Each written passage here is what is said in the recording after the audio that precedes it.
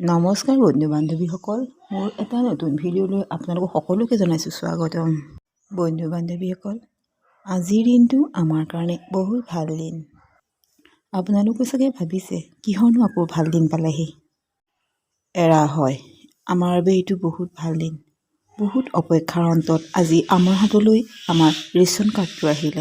মাধৱপুৰ পঞ্চায়তৰ ডাংধৰা অঞ্চলৰ নতুনকৈ আবেদন কৰা সকলো উপযুক্ত আবেদনকাৰীয়ে আজি এই ৰেচন কাৰ্ডটো পাবলৈ সক্ষম হৈছে।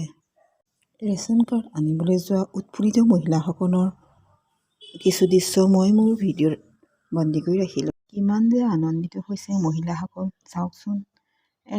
নহ'বনো কেলৈ।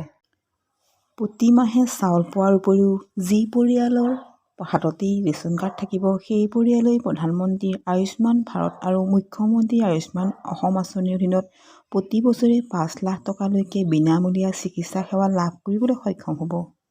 আকৌ উজলা গেছৰ কথাটো ক'বই নালাগে। যিহে ফূৰ্তি লাগিছে মহিলাসকলৰ মাজত। দুদিনৰ আগত এই 10,000 টকীয়া উদ্যমিতা আঁচনিৰ ফৰ্মখন পাইছেহে। গাখীৰতে মহৰ খুটি আৰু। চেক বুজি ময়ো সুধিলোঁ মহিলাসকলক, বোলো 10,000 টকাটোনো কি কৰিব?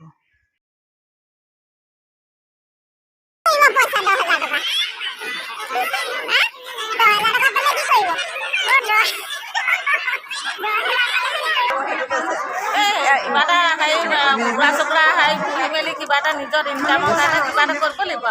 নিজে চলিবৰ কাৰণে পইচা পালে খাই দিলেতো নহ'ব।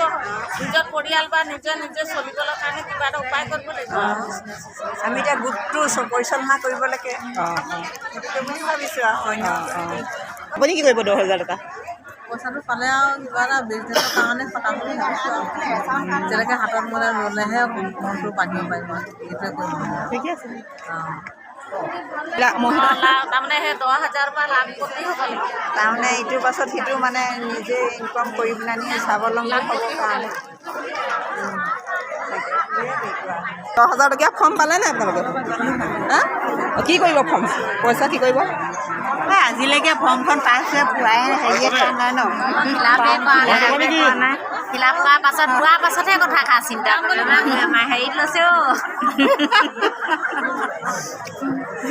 বজাই দিলে এইবাৰ 10,000। এইবাৰ বজাই দিলে আৰু 10,000। 10,000টো হেৰি দিছেহে, তাৰ পাছত বা কি বা কৰিব, আমাক নিদিয়ে নে কিনিয়ে নে। পোৱা নাই ন, ফৰ্মখনহে দিছে। ধৰক পাম বুলি আশাও কৰিব নোৱাৰি, দিছে যেতিয়া পাম বুলি ভাবিছোঁ আৰু।